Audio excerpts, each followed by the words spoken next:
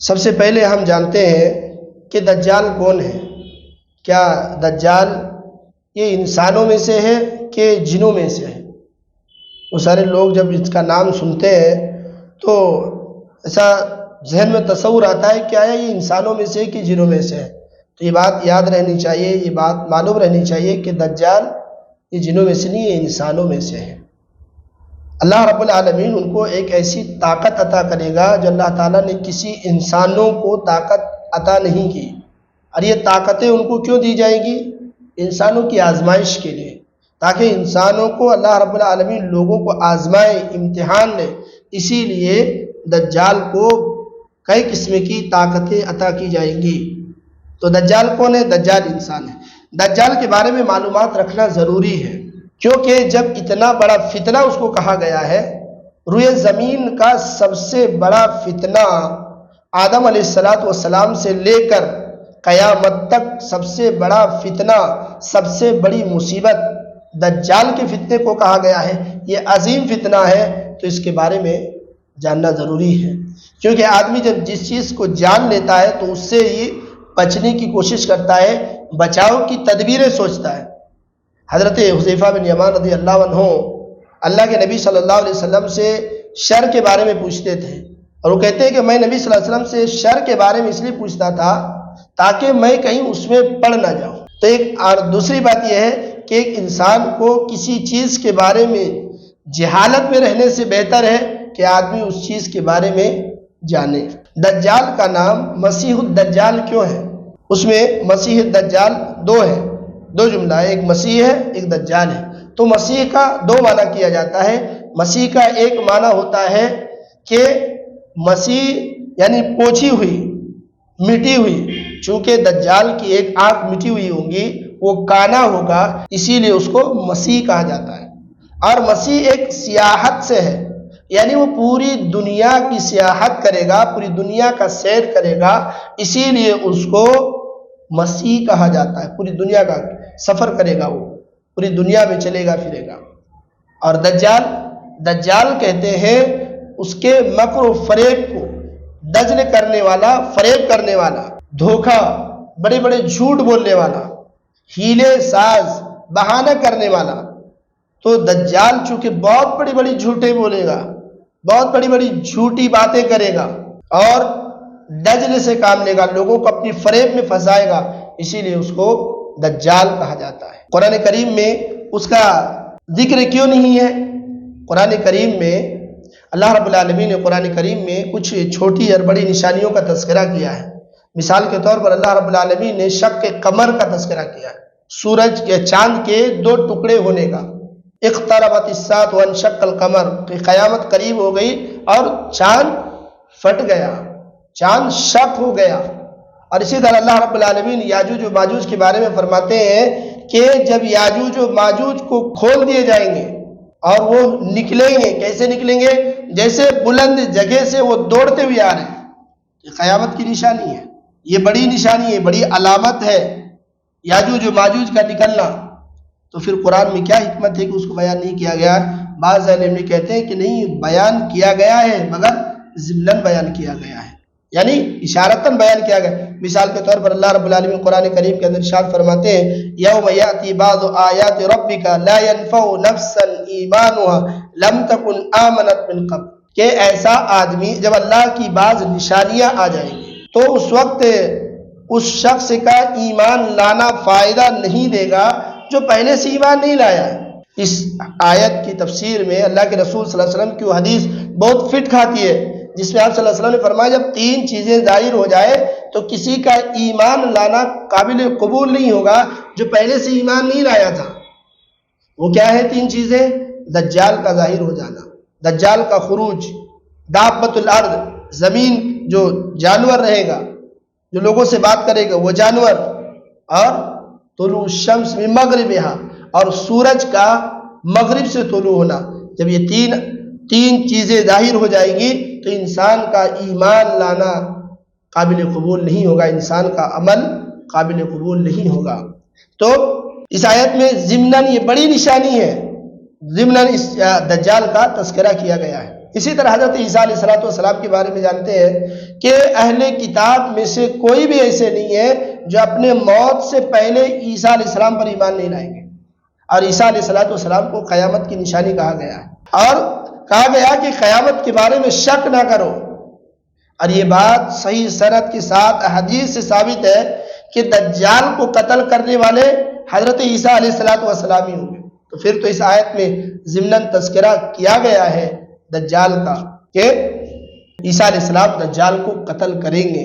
دجال کا دعویٰ یہ ہوگا کہ میں رب العالمین ہوں، لوگوں کو دعوت دے گا، لوگوں کو کہے گا کہ مجھے مانو، میں رب العالمین ہوں، مگر اللہ کے رسول صلی اللہ علیہ وسلم نے ہمیں اور آپ کو بتایا کہ تمہارا رب کانا نہیں ہے، دجال کانا ہوگا، وہ آور ہوگا، اور تمہارا رب کانا نہیں ہے۔ تو دجال کا دعویٰ کیا ہوگا کہ میں رب ہوں اور مجھ پر ایمان لے آؤ۔ اسی طرح سب سے بڑا فتنہ کیا ہوگا؟ دجال، یہ سب سے بڑا فتنہ جو دجال کا ہے، عمران بن حسین رضی اللہ عنہ کہتے ہیں، اور یہ دجال کے فتنے میں سب سے بہترین حدیث ہے۔ عمران بن حسین رضی اللہ عنہ کہتے ہیں کہ اللہ کے نبی صلی اللہ علیہ وسلم نے فرمایا دجال کا فتنہ اتنا بڑا ہے، آدم علیہ السلام سے لے کر کے قیامت تک کوئی اتنا بڑا فتنہ نہیں ظاہر ہوا۔ سب سے بڑا فتنہ آدم سے لے کر کے قیامت تک دجال کا فتنہ ہے۔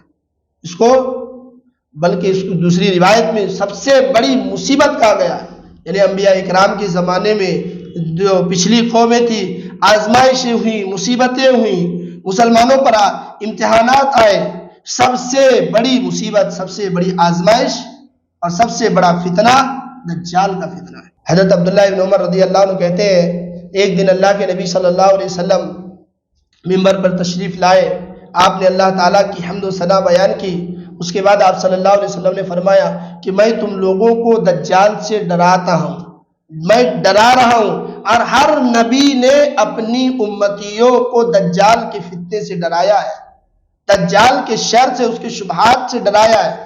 لیکن ایک بات یاد رکھو جو سب نبی نے نہیں کہی، ایک بات میں ایسی بتاتا ہوں جو دیگر نبیوں نے اپنی امتیوں کو نہیں بتائی ہے، اور وہ ہے کہ دجال کانا ہوگا اور تمہارا رب کانا نہیں۔ خروج دجال کے نکلنے سے پہلے کون سے ایسے واقعات آئیں گے، کون سے ایسے واقعات رونما ہوں گے؟ تو بہت سارے ایسے واقعات ہیں جن کی رونمائی کی طرف، جن کی پیشن گوئی کی گئی۔ اللہ کے نبی صلی اللہ علیہ وسلم نے بتایا کہ ایسے ایسے واقعات ہوں گے۔ مثال کے طور پر اللہ کے نبی صلی اللہ علیہ وسلم نے فرمایا تم جزیرہ عرب میں جنگ کرو گے اور اللہ رب العالمین تم کو فتح نصیب کرے گا، تم ایران کے ساتھ تم جنگ کرو گے اور اللہ رب العالمین تمہیں فتح نصیب کرے گا، روم والوں کے ساتھ تم جنگ کرو گے اور اللہ تعالیٰ تمہیں فتح نصیب کرے گا، حتیٰ کہ تم دجال کے ساتھ بھی تمہارا مقابلہ ہوگا اور تمہاری کامیابی ہوگی، اللہ تعالیٰ تم کو فتح نصیب کرے گا۔ اسی طرح اللہ کے رسول صلی اللہ علیہ وسلم نے فرمایا کہ جب بیت المقدس آباد ہونے لگے تو بیت المقدس کی آبادی مدینے کی بربادی ہے، اور جب مدینے کی بربادی ہوگی تو معرکہ شروع ہوگا، لڑائیاں شروع ہوگی، جب لڑائیاں شروع ہوگی تو قسطنطنیہ فتح ہوگا، تو قسطنطنیہ فتح ہو جائے گا، جب قسطنطنیہ فتح ہو چکا ہوگا تو دجال کا خروج ہوگا، تو اس وقت دجال کا نکلنا ہوگا، یہ نشانی بتائی گئی۔ اسی طرح اللہ کے نبی صلی اللہ علیہ وسلم نے فرمایا دجال کا اس وقت تک خروج نہیں ہوگا جب تک کہ عیسائی لوگ اعماق یا دابق، یہ شام، ملک شام میں ایک جگہ ہے، وہاں جب تک کہ عیسائی پڑاؤ نہیں ڈالیں گے، جب لوگ مسلمانوں کی فوج عرب سے ان کے پاس لڑنے کے لیے جائے گی اور ان کا آمنا سامنا کا مقابلہ ہوگا، جب وہ کہیں گے کہ ہمیں ان سے لڑنے دو جو ہم میں سے تھے، ہمارے لوگ تھے، اور تمہارے پاس جا کر کے مسلمان ہو گئے۔ اس سے پتہ چلتا ہے کہ اس زمانے میں بہت ساری لڑائیاں ہوگی مسلمانوں اور عیسائیوں کے درمیان، تو وہ کہیں گے ہم اپنے بھائیوں کو نہیں چھوڑ سکتے، چنانچہ دونوں کے درمیان لڑائی ہوگی۔ اسی درمیان ایک تہائی جو گروپ کے جو لوگ ہوں گے وہ ایک تہائی لوگ وہاں سے بھاگ جائیں گے اور ایک تہائی لوگ شہید ہو جائیں گے، اور اسی طرح وہ ایک تہائی لوگ اس لڑائی میں فتح اور کامیابی حاصل کریں گے۔ جب یہ لوگ لڑائی جیت کر کے، فتح حاصل کر کے، کسی جگہ پڑاؤ ڈال کر کے، رک کر کے یہ لوگ اپنی تلواریں زیتونوں کے درختوں پر لٹکا کر کے مال غنیمت تقسیم کر رہے ہوں گے، اسی وقت شیطان یہ آواز دے گا، آواز لگائے گا کہ دجال تمہارے گھروں میں گھس آیا ہے. تو یہ لوگ پلٹ کر کے وہ فوج، وہ گروہ، وہ لشکر، وہ جب وہاں آئے گا تو حالانکہ وہ شخص جھوٹ کہہ رہا تھا، اس کی باتیں جھوٹ تھی، وہ شیطان تھا، لیکن جب ملک شام میں پہنچ جائیں گے وہاں تو دیکھیں گے واقعی دجال کا ظہور ہو چکا ہے، دجال نکل چکا ہے. اس کے خروج سے پہلے عربوں کی قلت ہوگی. ام شریک رضی اللہ عنہ کہتی ہے اللہ کے نبی صلی اللہ علیہ وسلم نے فرمایا کہ جب دجال آئے گا تو لوگ پہاڑوں کی طرف بھاگ جائیں گے، لوگ ان کی شر سے بچنے کے لیے پہاڑوں کی طرف بھاگ جائیں گے. تو ام شریک نے پوچھا اللہ کے رسول اس وقت عرب کہاں ہوں گے؟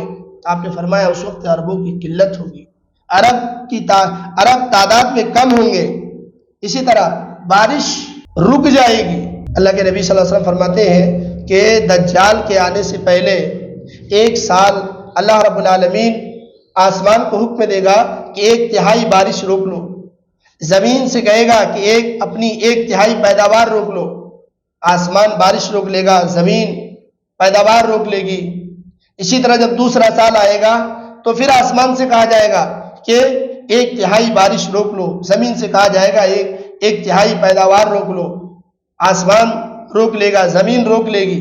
پھر جب تیسرا سال آئے گا تو آسمان سے کہا جائے گا کہ پورا بارش روک لو، زمین سے کہا جائے گا کہ پوری پیداوار روک لو. اب کوئی پیداوار نہیں ہوگی حتیٰ کہ آسمان سے ایک قطرہ پانی نہیں گرے گا، قحط سالی کا معاملہ ہو جائے گا. پھر جو درخت، جو پھلدار، جو سایہ دار درخت ہیں سب سوکھ جائیں گے، اللہ ہے کہ کوئی درخت بچ جائے جسے اللہ رب العالمین بچانا چاہے، وہ درخت بچ جائیں گے. اس کے بعد لوگوں نے پوچھا اللہ کے رسول ایسے وقت لوگوں کا ذریعہ معاش کیا ہوگا، لوگوں کا خوراک کیا ہوگا جب قحط سالی ہوگی، آسمان سے بارش بھی نہیں ہے، زمین سے پیداوار بھی نہیں ہے. اس روایت میں تھوڑی سی ذوق بتائی گئی ہے جو کہ ابن ماجہ کی روایت میں ہے. اس میں یہ ہے اللہ کے نبی صلی اللہ علیہ وسلم نے فرمایا اس وقت لوگوں کا خوراک، لوگوں کا ذریعہ معاش کیا ہوگا، لوگ ذکر کریں گے سبحان اللہ، الحمدللہ، لا الہ الا اللہ، اللہ اکبر، اور یہی ان کا ذریعہ معاش ہوگا اور یہی وہ لوگ ورد کرتے رہیں گے. تو یہ واقعات ہوں گے دجال کے ظاہر ہونے سے پہلے. ایک روایت مسند احمد کی روایت میں ہے اللہ کے نبی صلی اللہ علیہ وسلم نے فرمایا کہ دجال کے ظاہر ہونے سے پہلے لوگ ان کے تذکرے سے بالکل غافل ہو جائیں گے. یعنی دجال کب ظاہر ہوگا؟ جب لوگ ان کا نام تک نہیں لیں گے، حتیٰ کہ خطیب اپنے ممبروں پر ان کا نام لینا چھوڑ دیں گے. تو اس وقت دجال ظاہر ہوگا. تو یہ باتیں تھیں کہ دجال کے ظاہر ہونے سے پہلے کیا واقعات ظاہر ہوں گے، یہ سارے واقعات ظاہر ہوں گے.